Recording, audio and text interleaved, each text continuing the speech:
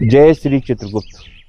आज भगवान श्री चित्रगुप्त जी की ये दिव्य कथा इस सुंदर उपवन में, इन वृक्षों के, इस वनस्पति के बीच में उन जीव जंतुओं को सुनाने आया हूं। ये उन जीव जंतुओं, उन वृक्षों को, उस उपवन को समर्पित है जिसको हैदराबाद के कुछ निर्मम हत्यारों ने वहां के एक जंगल को उजाड़ दिया, वहां के पशु पक्षियों का घरौंदा छीन लिया, वहां किस प्रकार से निर्मम रूप से उनकी हत्या की गई। आज उन सब की आत्मा की शांति के लिए और प्रभु उनको सद्बुद्धि दे, ऐसे व्यक्तियों को जिस प्रकार की निर्मम हत्या कर रहे हैं, इस प्रकार के कृत्य कर रहे हैं, आज ये संपूर्ण कथा प्रभु के आशीर्वाद से उन समस्त प्राणियों के लिए है, उन्हीं जीव जंतुओं के लिए है जो इस दुनिया में नहीं रहे या जो बचे हैं, उनकी सुरक्षा के लिए वो सुरक्षित रहें, वो उपवन सुरक्षित रहे, समस्त उपवन सुरक्षित रहे, समस्त जीव जंतु सुरक्षित रहें। आज ये कथा उन सबको समर्पित है। सभी लोग प्रेम पूर्वक इस कथा को सुने। बोले चित्रगुप्त भगवान की जय। देखिए आज कितना सुंदर दृश्य है। प्रभु की सुंदर सृष्टि में जो ये सुंदर वनस्पति, ये पेड़ पौधे वृक्ष, ये प्रभु की जो सुंदर सृष्टि की संरचना में सम्मिलित है। आज हम ये कथा भगवान चित्रगुप्त जी की आज इन वृक्षों को सुनाने आए। यहाँ पर जितने जीव जंतु हैं उनको सुनाने आए हैं। इस जंगल में, इस उपवन में, इस सुंदर मनमोहक स्थान पर आज की कथा इन सबको समर्पित है। और आज जो श्रवण कर रहे हैं, कितनी चिड़ियों की आवाज़ आप चहचहाट सुन रहे हैं। सब तरफ से यहाँ जो जीव जंतु इस जंगल में हैं, सबकी आवाज़ें आ रही हैं और सभी लोग मिलकर आज प्रेम पूर्वक भगवान चित्रगुप्त जी की कथा का श्रवण कर रहे हैं। ये अपनी तरीके से जयकारा लगाएंगे, हम इनसे अपनी तरफ से जयकारा लगवाते हैं। सभी जितने भी प्रभु की इस महिमा को सुन रहे हैं, जितने भी जीव जंतु, सभी लोग प्रेम से बोले चित्रगुप्त भगवान की जय। और ये सुंदर कथा, ये दिव्य कथा जो जगह जगह पूरे भारत का भ्रमण करके सुनाई जा रही हैं। और आज देवभूमि में, इस सुंदर उपवन में आज प्रभु की महिमा का वर्णन हो रहा है। जब भगवान श्री चित्रगुप्त जी की प्रभु की प्रथम पीठ की स्थापना वृंदावन में हुई, तभी से प्रभु की महिमा का वर्णन हर स्थान पर करने के संकल्प के साथ हम सभी लोग निकले हुए हैं। और आज उसी संकल्प में ये भी संकल्प है कि हम प्रभु की जो दिव्य स्थान है, वह पांच पंचतत्व, उन सबको भी इस कथा का श्रवण कराया जाए। तो आज उसी स्थान से हम निकलकर जगह जगह कथा करते हुए आज यहाँ पर पहुंचे। जब परम ब्रह्म परमेश्वर ने इस सुंदर सृष्टि की संरचना का संकल्प लिया, तब प्रभु ने सर्वप्रथम पंच तत्वों का निर्माण किया। वो पंच तत्व वही है जिसको हम पाने का प्रयास करते हैं, ढूंढने का प्रयास करते हैं। हम बार बार मन में एक ही धारणा लाते हैं कि हमें भगवान चाहिए, हम भगवान के दर्शन करना चाहते हैं, हम भगवान को जानना चाहते हैं। अरे मेरे प्यारे भक्तों, यही तो भगवान है। इनकी सेवा कर ली तो समझ लीजिए हमने सब कुछ पा लिया और भगवान को भी पा लिया। जिस भगवान को हम और आप ढूंढने निकले हैं, कहाँ है वो? ये भूमि, जिस स्थान पर बैठकर आज हम प्रभु की महिमा का वर्णन कर रहे हैं। ये गगन जो ऊपर दिख रहा है, ये वायु जिसमें हम अपनी ऑक्सीजन ले रहे हैं, और इस वायु को देने वाले आज वृक्षों के पास हैं। आज हमारी इस पूरी दिव्य कथा जो है, आज हम इन वृक्षों को सुना रहे हैं। आज हम इस उपवन में बैठकर, इस जंगल में बैठकर सभी जीव जंतु कथा सुना रहे हैं। तो ये सुंदर उपवन जो है, आज ये कथा सुनाने जहां पर आए, तो यही तो भगवान है। ये जो वायु चल रही है, ये गगन है, ये भूमि है, और प्रभु के लिए हमने जिस दीप को प्रज्वलित किया, अग्नि, और वो नीर जो कल कल कहता हुआ पीछे एक नदियां बह रही है वो नीर है, यही भगवान है। और सनातन इतना सुंदर धर्म है। सनातन धर्म में का आधार ही वैज्ञानिक है। वेद जो है वो विज्ञान है, और सनातन के अंदर हमें हर वह वस्तु जिससे हमारा जीवन चलता है, जिन पंच तत्वों से हमारा निर्माण हुआ है, जिन पंच तत्वों से ब्रह्मांड बना है, जिन पंच तत्वों से ये पूरी दृश्य आप सब लोग देख रहे हैं, उन पंच तत्वों में ही भगवान छुपे हुए हैं। उन्हीं की हमें सेवा करनी चाहिए। इस भूमि की सेवा कर लें, इन वृक्षों की सेवा कर लें, इस अग्नि की सेवा कर लें, इस जल की सेवा कर लें, इस वायु की सेवा कर लें, इसको प्रदूषित ना करें। अगर ये सब कुछ कर लेंगे तो समझ लीजिए आपने भगवान का पूजन कर लिया, भगवान की आराधना कर ली, भगवान को आपने पा लिया। भगवान को ढूंढने हमें गली गली घर घर नहीं जाना है, दर बदर की ठोकरें नहीं खानी है। भगवान को अगर पाना है तो भगवान के बनाए हुए इन पंचतत्वों से, जिससे हमारा आपका शरीर बना है, और भगवान के द्वारा बनाए गए ये पंचतत्व जो है जिससे ये ब्रह्मांड बना है, उसकी सेवा करना ही भगवान हम सबको सिखाते हैं। सनातन धर्म में कितने अच्छे तरीके से दिखाया गया कि हमें वृक्षों में भगवान दिखाए गए कि वृक्ष को भगवान के रूप में पूजिए, जो जीवनदायिनी है, जिससे हमारा जीवन चल रहा है, वह सब कुछ भगवान का स्वरूप है। ये बहती हुई नदियां, लोग इसे नदी भी कहते हैं, लेकिन हम सनातन धर्म में इसको माँ गंगा कहते हैं, माँ यमुना कहते हैं, माँ नर्मदा कहते हैं। हमने हर वह स्थान उसमें अपने भगवान को माँ के स्वरूप में देखा, ईश्वर के स्वरूप में देखा, क्योंकि हमें बताया सनातन में यही गया। सनातन धर्म आपको सिर्फ यही सिखाता है, इससे सुंदर धर्म कोई हो ही नहीं सकता। सनातन धर्म प्रेम सिखाता है, सद्भावना सिखाता है, और सनातन धर्म वेद और विज्ञान को साथ लेकर चलते हुए पूरा वैज्ञानिक आधार है सनातन का। और बेवकूफ पूछते सनातन है क्या? तो इस सुंदर सनातन धर्म में ये जो वृक्ष हैं, जो आज हम इनको आज कथा श्रवण कराने आए हैं, ये सुंदर वृक्ष देखिए। और हिंदू धर्म में अगर आप जन्मे हैं, सनातन धर्म में आप जन्मे हैं, तो एक वृक्ष पूरे जीवन में आपके ऊपर न्योछावर हो जाता है। हम जन्म से लेकर अपनी अंतिम यात्रा तक एक वृक्ष सनातन धर्म पर निछावर होता है। तो हम सबका कर्तव्य क्या बनता है? इनकी सेवा करें, और जंगल में जहां स्थान मिले कम से कम 10-10 वृक्षों को स्थापित भी करें। तो आज प्रभु की ये कथा, इन वृक्षों को, इस सुंदर उपवन को हम सुना रहे हैं, तो उस पर ध्यान रखना है कि जब परम ब्रह्म परमेश्वर ने सुंदर सृष्टि की संरचना का संकल्प लिया, तो सर्वप्रथम पंचतत्वों का निर्माण किया। जब पंचतत्वों का निर्माण हुआ तो उनका उपयोग कैसे होगा? उसके पश्चात ये सुंदर वनस्पति बनाई गई, ये सुंदर वृक्ष, ये मनमोहक दृश्य जो आप देख रहे हैं, इनकी प्रभु ने स्थापना करी।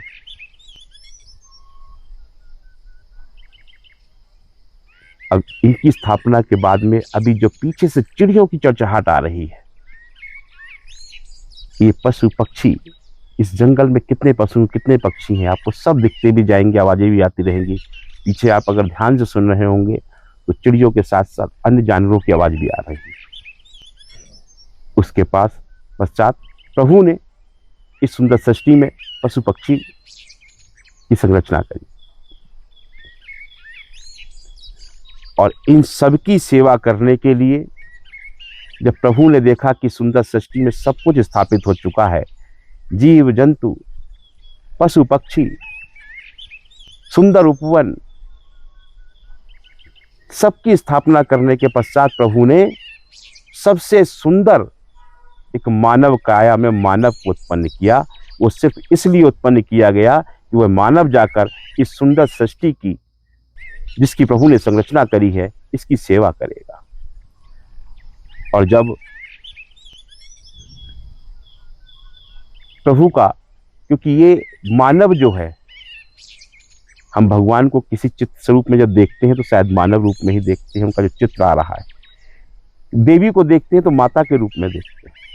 तो ये सब किसने, प्रभु ने जो सुंदर सृष्टि में जब संरचना करी मानव काया में, वो सिर्फ इसीलिए करी कि ये मानव जो है वो जाकर इस सुंदर सृष्टि की सेवा करेगा। इस सुंदर सृष्टि में जो पशु पक्षी हैं, जीव जंतु हैं, वनस्पति हैं, इन सब की सेवा करेगा।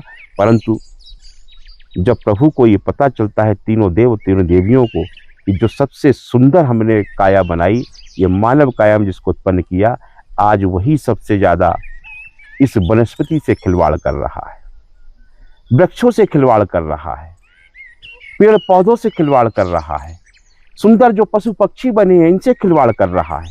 आज अगर जंगल आप काट रहे हैं तो जंगल काटने से केवल वृक्ष समाप्त नहीं हो रहे हैं, उनके साथ साथ कितने लोगों का जीवन समाप्त हो रहा है। इस जंगल में रहने वाले जो पशु पक्षी हैं उनका जीवन समाप्त हो रहा है। और पीछे देखिए, कथा सुनने के लिए यहाँ पर सभी, इस सुंदर दृश्य है कि यहाँ पर जितने भी इस सुंदर जंगल के अंदर पशु हैं या पक्षी, सब आते जा रहे हैं, सब कथा सुन रहे हैं। मैंने जब आवाज लगाई तो सारी चिड़िया आ गई यहाँ सुनने के लिए। तो ये प्रभु का कृपा है, प्रभु की कथा सुनने के लिए जंगल के अंदर सभी लोग यहाँ उपस्थित होते जा रहे हैं।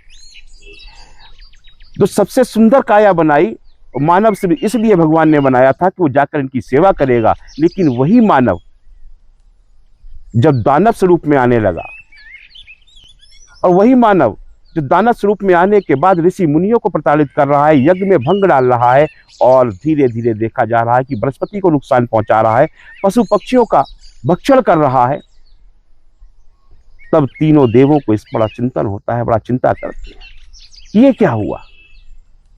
जिसको हमने सबसे सुंदर समझकर बनाया, जिसको इस मृत्यु लोक पर सिर्फ सेवा करने के लिए भेजा, आज वही सेवा करने के बजाय उसी वनस्पति को नुकसान पहुंचा रहा है जिसकी सेवा करने के लिए भेजा। उसी जल का दोहन कर रहा है, जिस जल को उसके जीवन के लिए हमने मां गंगा, मां यमुना के रूप में भेजा। इस पर तीनों देव चिंतन करने लगते हैं और तीनों माताओं के साथ बैठकर मंत्रणा कर रहे होते हैं कि हे प्रभु, ये हुआ क्या? तीनों देव आपस में कह रहे हैं कि आखिरकार ऐसी क्या कमी रही कि ये मानव दानव स्वरूप में चला गया, इसकी प्रवृत्ति दानव की हो गई।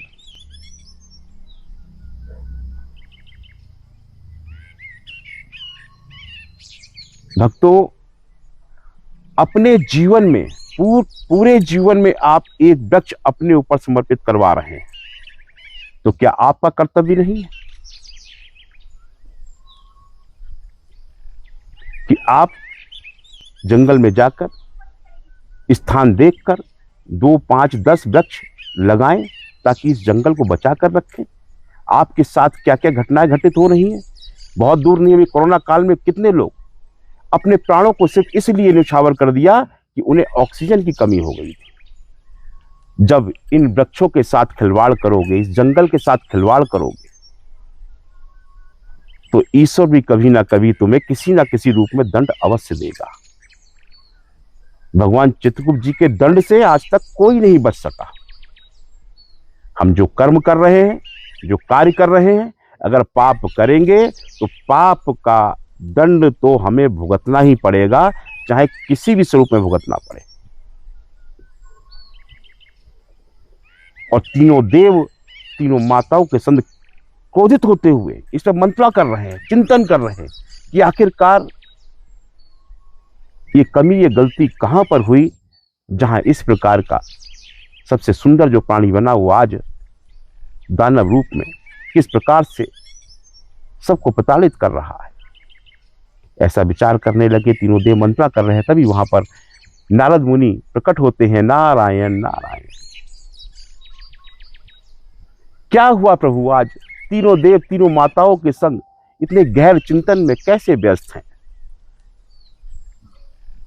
नारद मुनि को देखते ही ब्रह्मा जी कुछ क्रोधित होते हैं कि ये इस समय कहाँ आ गए, और वो कहते हैं कि हे पुत्र, यदि कोई विशेष कार्य ना हो, अगर कोई विशेष समस्या ना हो, तो आप अभी यहां से चले जाएं, क्योंकि हम लोग किसी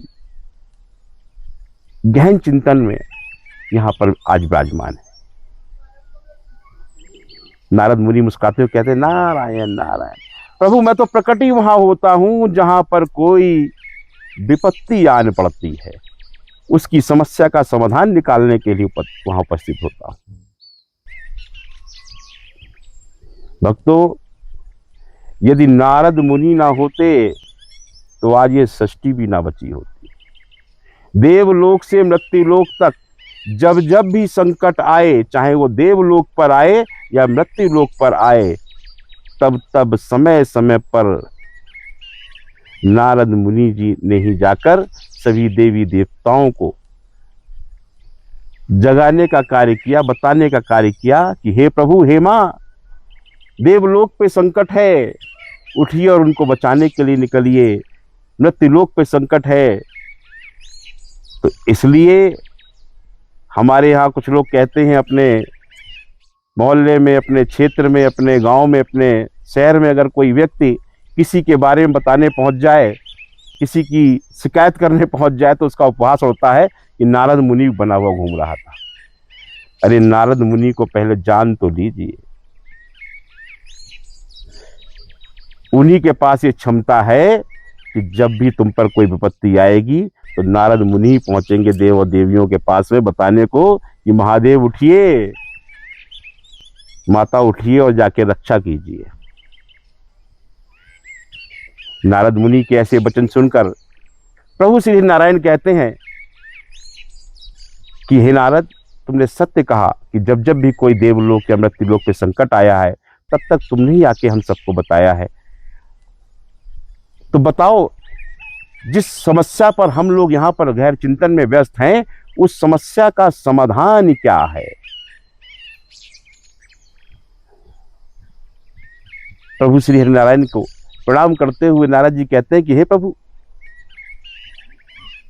मुझ में इतना सामर्थ्य कहां, जो जिस चिंता में आप लोग यहाँ विराजमान हैं, जिसका समाधान आप तीनों देवों के पास नहीं है, उस चिंता का समाधान मैं क्या बता सकता हूं।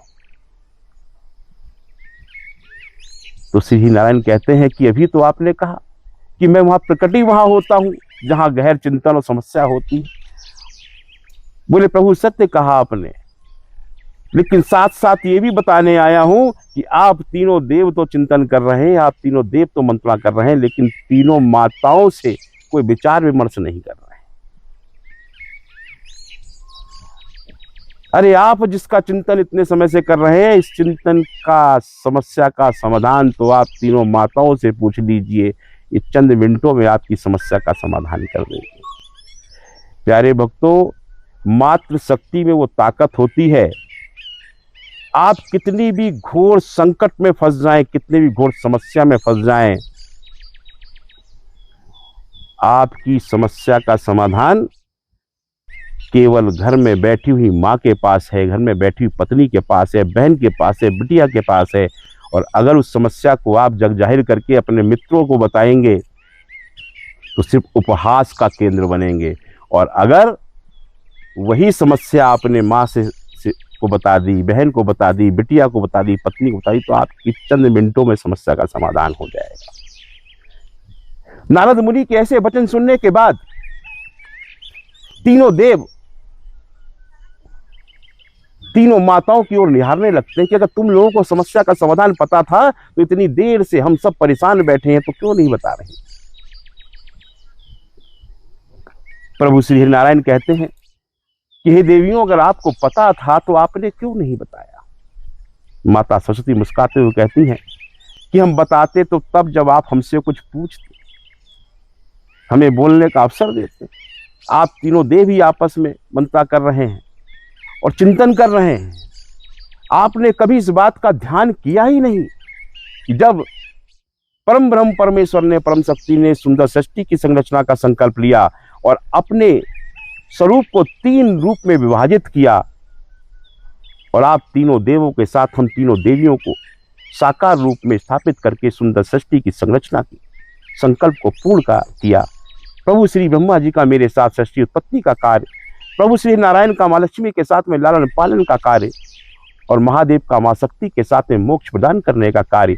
लेकिन ये सनातन धर्म, ये धर्म जिसकी आपने स्थापना करी है, जिस धर्म के आधार पर आपने ये सुंदर सृष्टि बनाई है, और आज उस सुंदर सृष्टि में जो आपने सनातन धर्म में मानव काया उत्पन्न करी है, आज आप उसी से चिंतित हैं।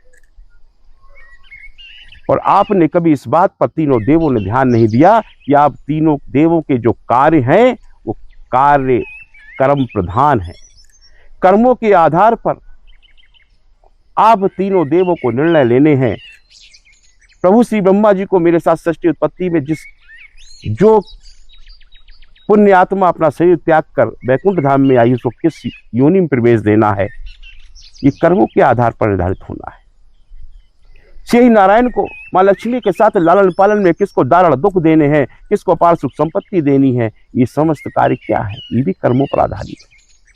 महादेव को माँ शक्ति के साथ मोक्ष प्रदान करना है, कर्मों के आधार पर निर्धारित होना है कि किसको मोक्ष दिया जाए या ना दिया जाए। हे प्रभु, आप लोगों ने ध्यान नहीं किया कि वो कर्मों के आधार पर फल देने वाले देवता, वो कर्मों के आधार पर समय समय पर आप तीनों देवों को बताने वाली वो परम शक्ति कहाँ है। जब तक वो भी साकार रूप में आप सबके साथ वैकुंठ धाम में विराजमान नहीं होगी, तब तक ये सृष्टि कभी व्यवस्थित रूप से नहीं चल सकती। क्योंकि जो मानव रूप में आपने जन्म दिया, जो दानव बन चुके हैं, उनके लिए कोई भय नहीं है, कोई डर नहीं है, कोई दंड का विधान नहीं है। जब तक दंड का विधान नहीं होगा, जब तक उनके अंदर भय व्याप्त नहीं होगा, जब तक उनको पूर्ण रूप से शिक्षा दीक्षा नहीं मिलेगी, तब तक इसी प्रकार की उथल पुथल मची रहेगी। माता सरस्वती ने जब इस प्रकार से कहकर तीनों देवों को ध्यान दिलाया, तब तीनों देव चकित होकर एक दूसरे को निहारते हुए कहते, सत्य कहा देवी आपने, हमने इस ओर तो ध्यान ही नहीं दिया कि कर्मों के आधार पर फल और दंड देने वाले देवता, जब तक वो परम शक्ति भी हमारे तीनों देवों के साथ विराजमान नहीं होगी, तब तक ये सृष्टि वास्तव में व्यवस्थित रूप से नहीं चल सकती। और ऐसा विचार करने के बाद ब्रह्मा जी उस मंत्रा से उठते हैं और कहते हैं, मैं चलता हूं और उस परम शक्ति को लेकर ही मैं वैकुंठ धाम में आऊंगा। और वो जाकर तपस्या के लिए निकल जाते हैं। और ऐसे ही किसी घोर वन में, जिसको कहा जाता है महाकाल की नगरी उज्जैन में आकर ब्रह्मा जी ने तप किया था। और वो तपोभूमि आज जहाँ पर ब्रह्मा जी के साथ भगवान चित्रगुप्त जी का मंदिर बना हुआ है, महाकाल में की नगरी में पहले भगवान चित्रगुप्त जी विराज चुके हैं, ब्रह्मा जी विराज चुके हैं, उसके बाद महाकाल आए हैं। तो बड़ा सुंदर इस सृष्टि को जिस तरीके से बनाया गया है, आज हम इस कथा को आज अपने इसी उपवन में, इसी उस स्थान पर आए हैं जहाँ पर प्रथम बार भगवान चित्रगुप्त जी को प्रकट करने के लिए ब्रह्मा जी तप पर बैठे थे और उन्होंने घोर तप किया था। और ऐसे विचार करने के बाद ब्रह्मा जी जाते हैं और तपस्या में लीन हो जाते हैं और परम शक्ति परम ब्रह्म परमेश्वर की आराधना करने लगते हैं।